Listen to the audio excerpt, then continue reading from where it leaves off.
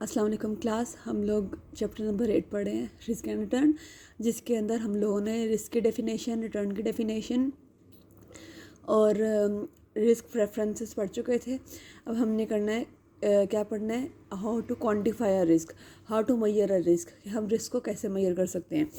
अब जब हम इन्वेस्टमेंट करते हैं ना, तो इन्वेस्टमेंट दो तरह से होती है, सिंगल इन्वेस्टमेंट और पोर्टफोलियो। सिंगल इन्वेस्टमेंट मींस कि हम सिंगल एसेट के अंदर सिंगल एक कंपनी के शेयर परचेज कर रहे हैं या सिंगल कोई भी एसेट परचेज कर रहे हैं, तो सिंगल एसेट के अंदर हम इन्वेस्टमेंट कर रहे हैं। और यह एक और ऑप्शन होता है हमारे पास, portfolio of assets. Portfolio of assets में होता है collection of assets, that means collection of assets, कि हम एसेट्स की कलेक्शन मतलब 3-4 एक कंपनी के शेयर्स परचेज किए, 3-4 एक के पे किए और कुछ थर्ड के किए और उनको पोर्टफोलियो बना लिया, कंबाइन कर लिया एक ही जगह पे। उसके बाद हमारे पास आती है अभी हम फिलहाल कर रहे हैं risk of a single asset, portfolio को नहीं कर रहे, जिसके अंदर हम ग्रुप्स में, चंक्स में इन्वेस्टमेंट करते हैं, 3-4 जगह के मिला के करते हैं। यहाँ पे सिंगल एसेट, सिंगल एसेट्स की के रिस्क को कैसे मेजर करना है, सिंगल एसेट के रिस्क को कैसे क्वांटिफाई करना है, रिस्क असेसमेंट कैसे होगी, उसके लिए सबसे पहले हमारे पास एक मेथड है, सिनेरियो एनालिसिस। सिनेरियो एनालिसिस ये कहता है कि we have several different scenarios. जिस तरह हमारे पास है ऑप्टिमिस्टिक ऑप्शन, मोस्ट लाइकली और पेसिमिस्टिक, ये 3 सिनेरियोज हैं हमारे पास। ऑप्टिमिस्टिक क्या होता है, आप कहते हैं हम बहुत ऑप्टिमिस्टिक है, हम बहुत पॉजिटिव हैं, तो means you are positive about your investment, तो ये होती है बेस्ट, कि हम आपको हमेशा प्रॉफिट्स मिलेंगे। मोस्ट लाइकली होता है न्यूट्रल, कि आप जो है ना ऑप्टिमिस्टिक है ना वर्स्ट है, मोस्ट लाइकली है। और पेसिमिस्टिक होता है वर्स्ट, कि आप कहते हैं कि आप इन्वेस्टमेंट करें आपको लॉस ही होगा। तो 3 ऑप्शन है आपके पास, मोस्ट लाइकली, ऑप्टिमिस्टिक और pessimistic. Optimistic means that you are very positive that you will always earn profit, pessimistic means that you are very negative and you think that you will earn loss, और most likely is the neutral option. To measure risk of a single asset we calculate the range. अगर हमने एक single asset का risk measure करना है तो हम क्या करते हैं, पहले रेंज मेजर करते हैं। जितनी ज़्यादा रेंज होती है उतना ज़्यादा रिस्क होता है, greater the range greater the risk. अब रेंज फाइंड करने के लिए फार्मूला क्या है हमारे पास, optimistic option minus pessimistic option. ये ऑप्टिमिस्टिक ऑप्शन दी हुई है, ऑप्टिमिस्टिक ऑप्शन में से हम पेसिमिस्टिक ऑप्शन को माइनस करते हैं, हमारे पास क्या आती है, रेंज। आगे आप अपनी बुक खोल के देखें, उसके अंदर एग्जाम्पल 8.2 है। Norman company makes 2 investments A and B. He will invest 10,000 in both the investments. And pessimistic, most likely and optimistic options are. Pessimistic में अभी हम A को अगर देखें, pessimistic में उसने कहा है उसके पास 13 रिटर्न आएगा, रिटर्न होगा 13, मोस्ट लाइकली में होगा 15 और ऑप्टिमिस्टिक में होगा 17। और वो कहता है कि पेसिमिस्टिक के चांसेस प्रोबेबिलिटी क्या है, 25%, मोस्ट लाइकली के 50%, ऑप्टिमिस्टिक के 25%। अब रेंज ज़रा कैलकुलेट कर लें। रेंज होती है optimistic minus pessimistic, optimistic minus pessimistic, वही यहाँ पे हम कर रहे हैं, optimistic minus pessimistic. 17 minus 13 is equals to 4 आ गई रेंज ऑफ ए। ऐसे ही बी के उसने आउटकम दिए हैं 7, 15 और 23, ये तीनों दिए होते हैं 7, 15 और 23। ये भी बताया हुआ है बी का कि इसकी चांसेस प्रोबेबिलिटी जो है पेसिमिस्टिक के 25 हैं, मोस्ट लाइकली के 50 हैं और ऑप्टिमिस्टिक के 25 हैं। अब ये तीनों चीज़ें जो है ना, पेसिमिस्टिक, मोस्ट लाइकली, ऑप्टिमिस्टिक, आगे ये रिटर्न, ये इन्वेस्टमेंट प्रोबेबिलिटी आपको क्वेश्चन में गिवन होगी। अब बी की आप रेंज फाइंड कर रहे हैं तो क्या होगी, optimistic minus pessimistic, optimistic minus pessimistic. Optimistic कितनी है 23 माइनस पेसिमिस्टिक कितनी है 7, 23 माइनस 7 इसकी रेंज कितनी है 16। अब आप बताएं कि किसकी रेंज ज़्यादा है, range of B is greater than range of A, it means risk of B is greater than risk of A, कि हमारे पास बी का रिस्क ज़्यादा है ए से। Greater range greater risk, so risk of B is greater than risk of A. इसके बाद हम कहते हैं प्रोबेबिलिटी डिस्ट्रीब्यूशन। प्रोबेबिलिटी क्या होती है हमारे पास, प्रोबेबिलिटी आपने अपने पढ़ी है स्टैट्स में, probability is the chance of an event to occur. Probability distribution graph होते हैं, जिसमें पाई चार्ट होता है, बार चार्ट होता है, ग्राफ डिफरेंट तरह के ग्राफ होते हैं। अब यहाँ पे वो कह रहे हैं हम जो है अपनी रेंज का ही वैसे पहले की तरह ही प्रोबेबिलिटी डिस्ट्रीब्यूशन ग्राफ बना लेंगे, जिससे हमें आइडिया हो जाएगा किसका रिस्क ज़्यादा है और किसका रिस्क कम है, किसकी रेंज ग्रेटर है और किसकी रेंज कम है। तो हमने इसका ग्राफ बनाना है। तो आप ये देखें कि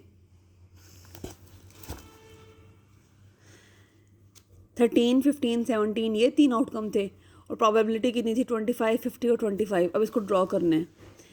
आप लें वाई एक्सिस के ऊपर प्रोबेबिलिटी 0.25, 0.50, 0.75, और एक्स एक्सिस पे लें आप रिटर्न। रिटर्न कितने थे, रिटर्न का आप इक्वल डिस्टेंस ले लें, किसी भी तरह ले लें आप 1 3 6 9 ऐसे करके ले लें। यहाँ पे लिया हुआ है 4 4 का डिफरेंस 1 5 9 13 17 21। अच्छा पहला क्या था 13 13 13 13 की प्रोबेबिलिटी थी 25, तो ये 25 था, ये 13 था, यहाँ पे ड्रॉ कर दिया। दूसरा था हमारे पास 15 और तीसरा था 17। 15 की प्रोबेबिलिटी थी 50%, यहाँ पर ड्रॉ कर दिया, और 17 की प्रोबेबिलिटी थी 25%, यहाँ पर ड्रॉ कर दिया। तो ये हमारे पास ए का ग्राफ बन गया, ये इसकी रेंज है। अब ये है ग्राफ ऑफ बी। वैसे ही वाई एक्सिस पे हमारी हो जाएगी प्रोबेबिलिटी, एक्स एक्सिस पे हो जाएगा हमारा रिटर्न। 0.25 0.50 0.75 करके हम प्रोबेबिलिटी ड्रॉ कर लेंगे। वैसे ही आप 1 3 5 7 9 11 13 वैसे करके कर लें, 1 5 9 13 17 21 25 एक्स एक्सिस पे उसने रिटर्न ड्रॉ कर लिया। रिटर्न जो उसको आ रहे हैं इधर इट कैन बी प्रॉफिट और इट कैन बी लॉस। अब यहाँ पे आप देखें कि बी का पहला क्या है, पेसिमिस्टिक ऑप्शन क्या है 7, और प्रोबेबिलिटी कितनी है 25। 7 और 25, ये 7 था, ये 5 के बाद 6 और फिर 7, 7 की प्रोबेबिलिटी कितनी है 25, तो 25 यहाँ पर ड्रॉ कर दिया। अच्छा उसके बाद है मोस्ट लाइकली। मोस्ट लाइकली में कितना है 15, 15 की चांसेस कितने हैं 50, ये 15 इधर है, 13 के बाद 14 और 15, 15 के चांसेस कितने हैं 50, तो ये इधर हमने ड्रॉ कर दिया 50%। उसके बाद 15 है, 15 की प्रोबेबिलिटी कितनी है 50%, तो ये इधर हमने इधर ड्रॉ कर दी। ठीक है, पहला पेसिमिस्टिक भी हो गया, मोस्ट लाइकली भी हो गया, और अब हमारे पास क्या रह गया ऑप्टिमिस्टिक आउटकम, और ये रह गया हमारे पास ऑप्टिमिस्टिक आउटकम। ये ऑप्टिमिस्टिक आउटकम है 0.25, क्या आ रहा है 23 23, ये इधर हमने 23 21 22 23, चांसेस कितने हैं 25%, तो ये हमने इधर ड्रॉ कर दिया 25%। अब जो देखने वाली बात है वो ये है कि ये भी ग्राफ था, ये भी ग्राफ था, मोर और लेस इसमें आपको थोड़ा ही डिफरेंस नज़र आ रहा होगा, लेकिन क्योंकि ए की रेंज कम है, ए की रेंज लेस है, बी की रेंज ग्रेटर है, तो यहाँ पे आप देख लें इनका डिस्टेंस कम है और इसका डिस्टेंस ग्रेटर है, इसका डिस्टेंस कम है, इसका डिस्टेंस ग्रेटर है। It is less widely spread and it is more widely spread. तो इसकी ग्राफ देखे हमें आइडिया हो जाएगा कि इसकी रेंज लेस है तो इसका रिस्क भी लेस है, इसकी रेंज ग्रेटर है तो इसका रिस्क भी ग्रेटर है। तो this was our probability distribution graph. तो आज हम लोगों ने क्या पढ़ा है, हम लोगों ने पढ़ा है कि how to quantify, how to measure the risk of a single asset.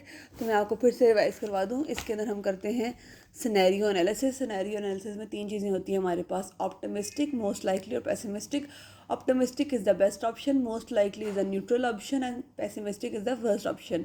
To measure the risk, to quantify the risk of a single asset, we have to calculate its range, and to measure the range, we will minus pessimistic option from its optimistic option.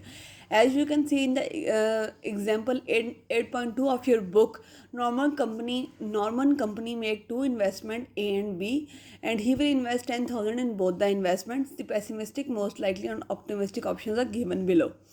So for A, we will calculate range optimistic minus pessimistic, 17 minus 13 is equals to 4, and for B we will calculate the range optimistic minus pessimistic, 23 minus 7 is equals to 16. Probability of them is given, of both the investment is 0.25, 0.50 and 0.25. Now as you can see that greater the range, greater the risk. So range of asset B is greater than range of asset A, so we can say that risk of asset B is greater than that of asset A. Next is our probability distributions graph. Probability distribution graphs are of different types, that can be pie chart, graph chart. So we are measuring the probability. As you have studied in your subject of stats, that probability is the chance of an event to occur. So it is already given that chance of pessimistic is 25% and most likely is 50% and optimistic is 25%. So we will make a graph and we will take probability on y-axis and return on x-axis. On probability is 0.25 and 0.50, so we will draw it 0.25, 0.50, 0.75, and at x-axis is our return. So we have drawn 13 13 probability in front of 25, 15 at 50, and 17 at 25. Similarly, of acid B, return is 7 and probability is 25. We have drawn it there. And return is 15 and probability is 50. We have drawn it there. And return is 23 and probability is 50. We have drawn it there. So our graph is telling that it is less widely spread and it is more widely spread. So range of this is less than range of acid B, and risk of acid A is less than risk of acid B. In our next video, we will study how to calculate standard deviation of acid. How to calculate standard deviation. Standard deviation is also helpful in calculating risk, and it is more refined method of calculating risk. So in our next video, we are coming up with the standard deviation.